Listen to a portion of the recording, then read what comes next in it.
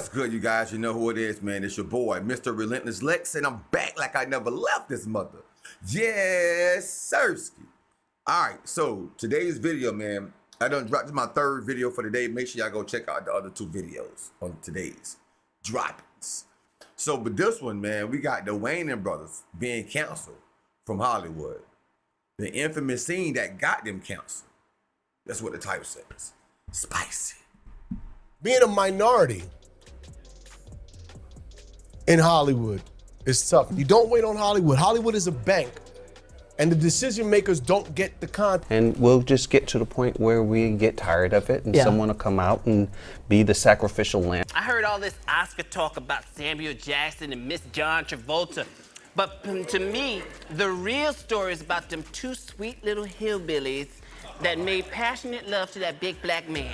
The Wayans brothers have been off our screens for a while now, with many questioning where they are and what they are up to. Many theories have been thrown around as to their unceremonial exit from the big and silver screens. Some fans suspect the Wayans couldn't properly execute movie and TV roles they were given. Thus, producers overlooked them for better actors. Another theory suggests that their shows were losing patronage and ratings, discouraging investors from pumping money into their craft. Though these theories appear to have some grain of truth, the straw that broke the camel's back is one incident that happened on the set of Saturday Night Live. According to the grapevine, one of the brothers provoked a few Hollywood producers in a now infamous SNL scene, signing their exit from the movie industry. I heard all this Oscar talk about Samuel Jackson and Miss John Travolta, but to me, the real story is about them two sweet little hillbillies that made passionate love to that big black man.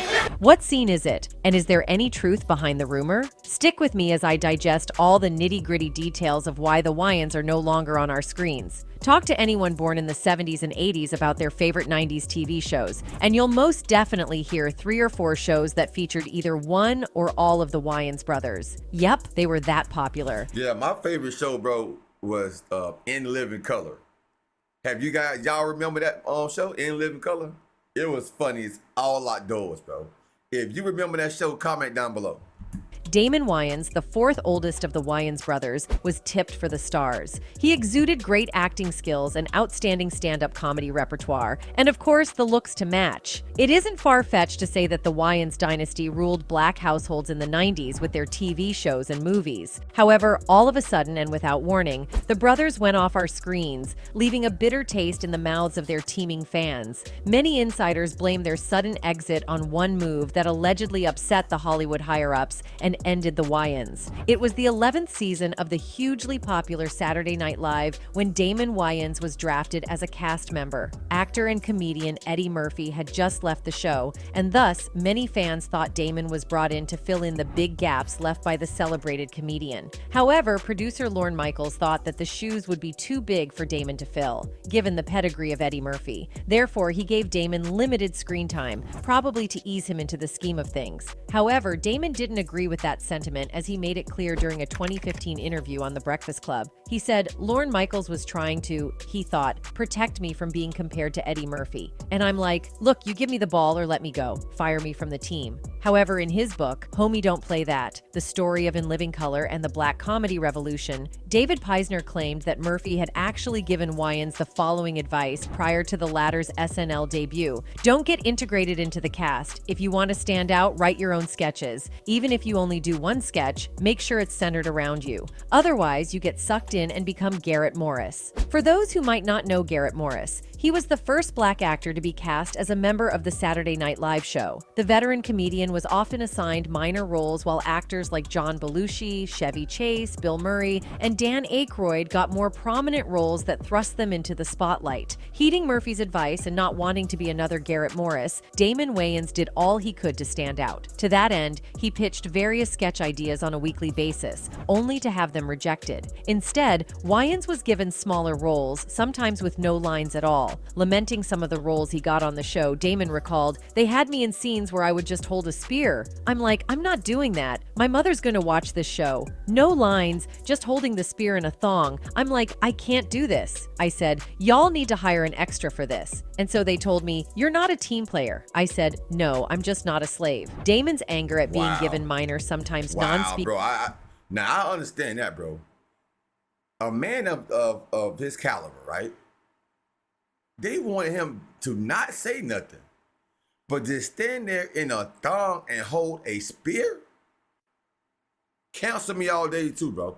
I'm not doing that. Speaking roles Ain't no began way. mounting, and he started having issues with the show's producers. The show's ratings also started plummeting, putting more pressure on the producers to come up with some magic. The tension between Damon and the show's producers was exacerbated when the comedian complained about the racial imbalance on set. "It's too white in here. It hurts my eyes," he once proclaimed in the studios while wearing dark sunglasses. He told The Breakfast Club that he intentionally created tension in the studios because the producers were not giving him enough screen time. "I created a tension in there, and it was only because they wouldn't let me, comedy is tension. But then you break the tension, that's where the laugh comes, but they just wanted me to be too submissive, and I couldn't." The producers appeared to misunderstand Damon's goal and still continued to cast him in minor roles, and the tension continued to build. It all came to a head when the comedian was asked to play a police officer in a skit titled Mr. Monopoly, a parody of the hugely popular drama television series Miami Vice. During rehearsal for the shoot, Wayans donned a suit similar to what Crockett and Tubbs wore on the popular TV series. However, the producers didn't like Damon's outfit and decided to change it. After the rehearsal, Michaels called Damon aside and told him, "You look like a pimp in that suit. I want you to change it to a cop's uniform."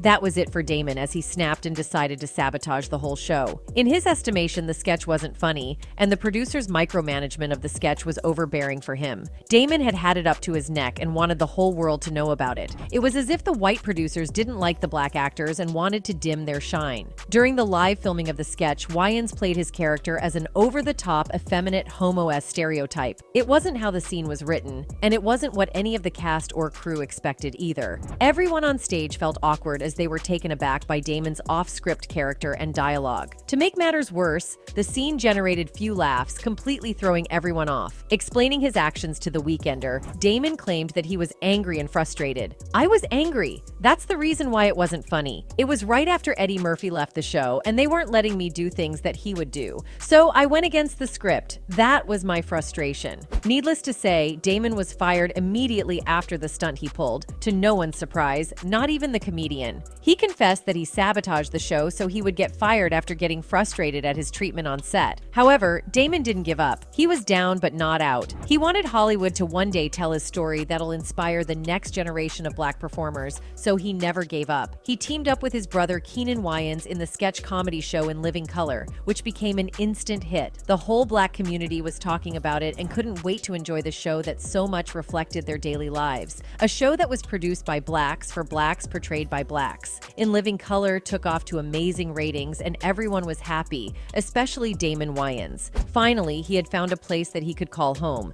a stage where he could harness his talent and hone his obvious skills. Alongside his older brother Keenan, he became the star of the sketch comedy show In Living Color, which became a pop culture phenomenon in the 90s. "All the stuff I was trying to do on Saturday Night Live was actually stuff I was able to do on In Living Color," he later noted. However, disappointment was once again waiting in the wings for Wayans Bros. After 3 years and 5 successful seasons, the comic series was yanked off our TV screens. The black community was disappointed as the show that they called their own was taken from them without any tangible explanation. It all started when Fox Broadcasting, the TV network that televised In Living Color, decided to show reruns instead of brand new series. You see, before then, the television network entered into an agreement with the Wayans brothers, which made them owners of the comedy series for a few years. Now, sensing that the terms of the initial agreement were up and realizing that the show's ownership was returning to the Wayans, Fox took the decision to show old episodes instead of new ones. What this meant was that fans would get tired of the show because they'd already seen the episodes, and this would hurt the show's ratings. This was a low blow for the Wayans and a bitter pill to swallow for the black community. Hollywood had once again put a wrench in their works, stalling the development of black TV shows and, ultimately, black talents. Wayans expressed his anger and disappointment when the executives of Fox Broadcasting called him to give him the news on Friday night that they were going to do reruns the next Monday, allowing little to protest. To tell you the truth, he says, I was so stunned. I kept saying, you're joking, you're joking. They were so sneaky about it. Then they said they were only going to show reruns from the first season. But they're not even doing that. They're editing shows from all different seasons. I was supposed to have that control, and even that was usurped. The years I put into the show were being robbed from me. As if stunting the growth of black shows wasn't enough, the executives decided to spread rumors to dent the image of the outstanding black producers and actors in Hollywood. They claimed that when Kenan was told of the reruns, he went about the studios screaming his lungs off at everyone and creating a scene. However, Kenan countered their statements, claiming, I've never screamed in my life. I'm too young to have a stroke. They even claimed that Kenan hid one of the new episodes from the executives, which is why they had to show reruns to cover for Kenan's shenanigans. It was a battle of wills, admits manager Gold, but he held the tape for more like 2 hours. After they made their decision to air the reruns, they were basically saying, F you, we have business control.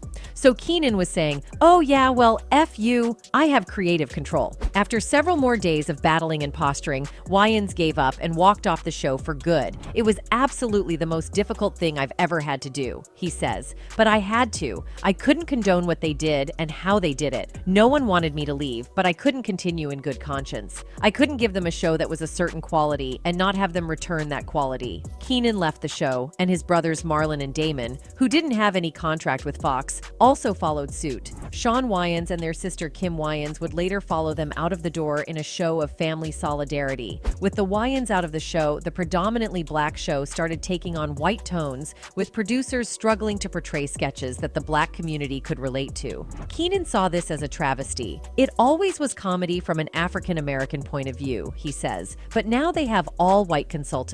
There's a fine line between African American humor and making fun of African Americans. Fox didn't even have the good taste to bring in that other voice, and that's offensive not only to the show, but to a large segment of the population. However, not the ones to easily give up on their dreams, the Wayans brothers found joy in producing their first comedy horror film, Scary Movie. The movie, written by Marlon and Shawn Wayans and directed by Kenan Wayans, parodied multiple movie categories, including horror, slasher, and mystery genres. Scary Movie was the breakthrough the Wayans had been hoping for, as it exceeded all expectations both on the domestic and international front. Shot on a budget of $19 million, the movie went on to garner a whopping $278 million in sales at the box office. The Wayans had finally arrived. Their star had finally shone. Scary Movie brought them international attention as they proved to the world what a black was capable of if given the opportunity. The success of the first movie inspired the second installment in the franchise. The Wayans went to work and produced the second Scary Movie in 2001. It was also a collection of parodies, this time of supernatural and haunted house films throughout the years. It didn't hit the heights of the first installment, but it made more than double the investment by bringing in $141 million over a $41 million budget. This time, the movie received negative comments, which is understandable, given the fact that Hollywood didn't like the initial success of the first installment. CNN called it a vaudeville sketch. This isn't a movie. It's a vaudeville sketch aimed at the lowest common denominator. Not that there's anything wrong with that. Just know what you're getting for your $9. And also know that if you've seen the trailer, you've seen many of the best.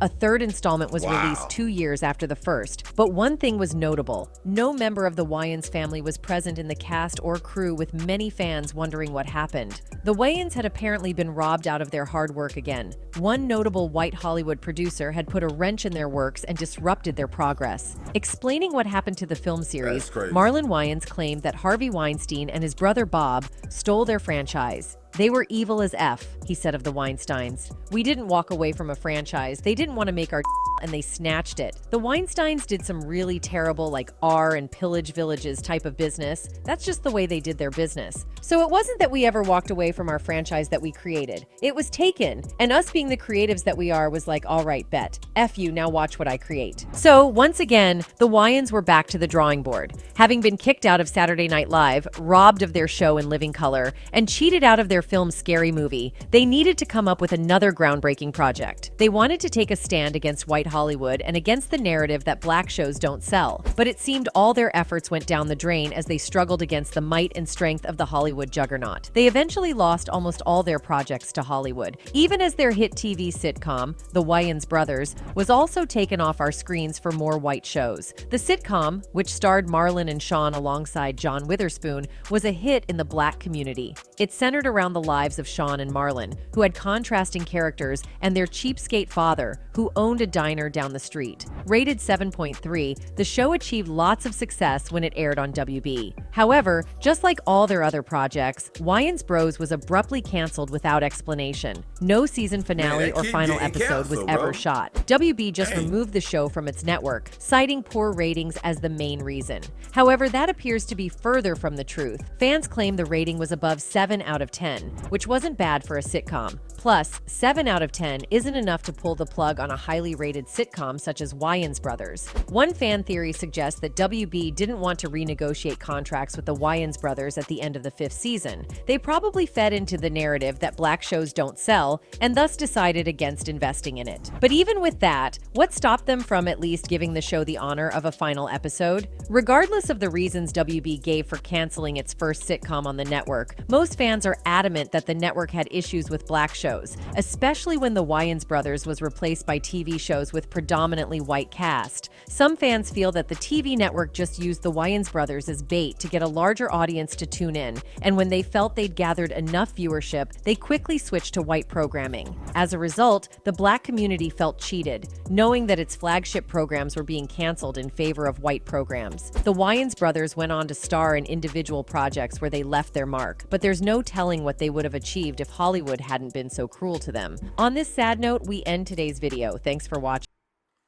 Man, they got done wrong, man. About 3-4 times. They build up an audience for the black community. I know all this, the Wayans brothers, They Live in Color, major, everything they ever did, I enjoyed it. All the movies and the shows. And I'm pretty sure a lot of you guys have too. But, man, it is Hollywood, bro. It is Hollywood, man. And it's crazy. Because them brothers, that whole family was funny and talented. It is wild.